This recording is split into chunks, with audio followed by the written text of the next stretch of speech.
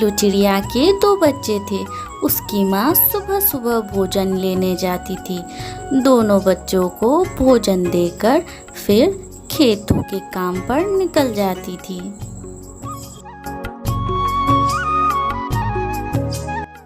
नीलू बहन, क्या तुमको पता है जंगल में किसी भूत का साया लगा है। सभी खेत और फसल सूखकर खराब हो रखे हैं। हाँ नीलू बहन, सभी पक्षी भी यही कह रहे हैं कि यहाँ पर किसी भूत का साया है, तभी तो सारे फसल खराब हो रखे हैं। नहीं, मुझे तो नहीं लगता कि यहाँ पर कोई भूत का साया है। आप लोग को जरूर कोई गलतफहमी हुई होगी। चलिए हम लोग मिलकर यहाँ पर फिर से फसल उगाते हैं। फिर सभी पक्षी मिलकर वहाँ पर फसल उगाते हैं। अब से मैं खेतों का अच्छे से ध्यान रखूंगी। जहाँ मैं 1 बार देखने आती थी, वहाँ मैं 4 बार देखने आऊंगी। माँ, हमने सुना है कि खेतों में किसी भूत का साया है। आप खेतों में मत जाया कीजिए। नहीं बेटा, भूत प्रेत नहीं होते। अब तुम दोनों सो जाओ। नीलू चिड़िया भी बहुत सोच में पड़ जाती है, क्या सब लोग सही कह रहे हैं। फिर अगली ही सुबह नीलू चिड़िया अपने खेतों देखने चली जाती है। वहाँ पर कालू कौवा भी होता है। फसल भी थोड़े थोड़े उगकर आ गए थे। देखा कालू कौवा, मैंने कहा था ना हमारा फसल फिर से उगेगा। देखिए कितना सुंदर हुआ। हाँ नीलू चिड़िया, तुम ठीक कह रही थी। हमारा फसल बहुत ही सुंदर हुआ है।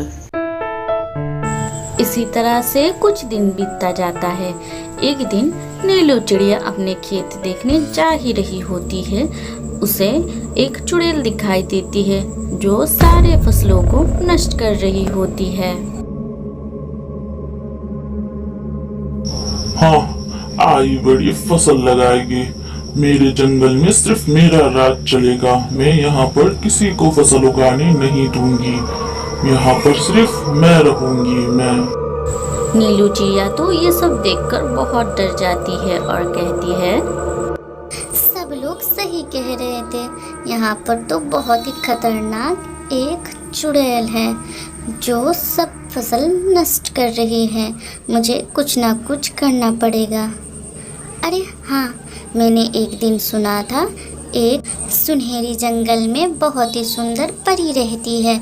वह सबकी मदद करती हूँ। एक काम करती हूँ, उसके पास चली जाती हूँ।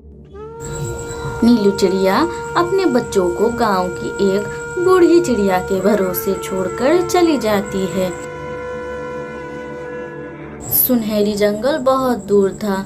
नीलू चिड़िया बहुत दूर जाकर सुनहरी जंगल दिखाई देती है और वो परी को ढूंढते ढूंढते सारी बातें बता देती है।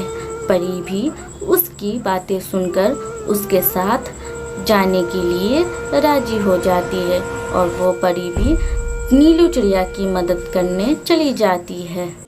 दुष्ट चुड़ैल, तुम्हारी इसी में भलाई है। तुम इस जंगल को छोड़कर चली जाओ और सभी पक्षी को फसल उगाने दो।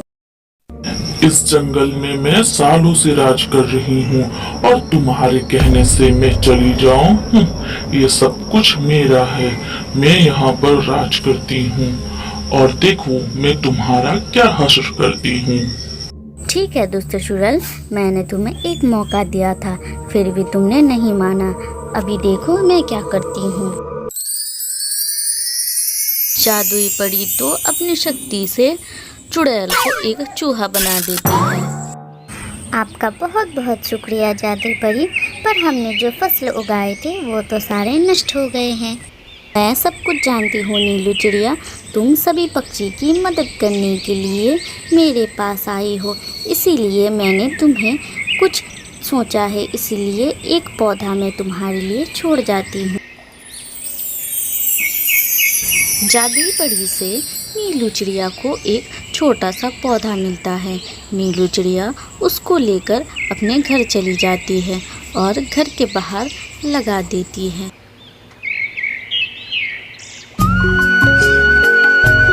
अगली ही सुबह नीलू देखती है उस पौधों में से बहुत सारा आइसक्रीम लगा हुआ होता है और वह आइसक्रीम कभी ख़त्म ही नहीं होता है।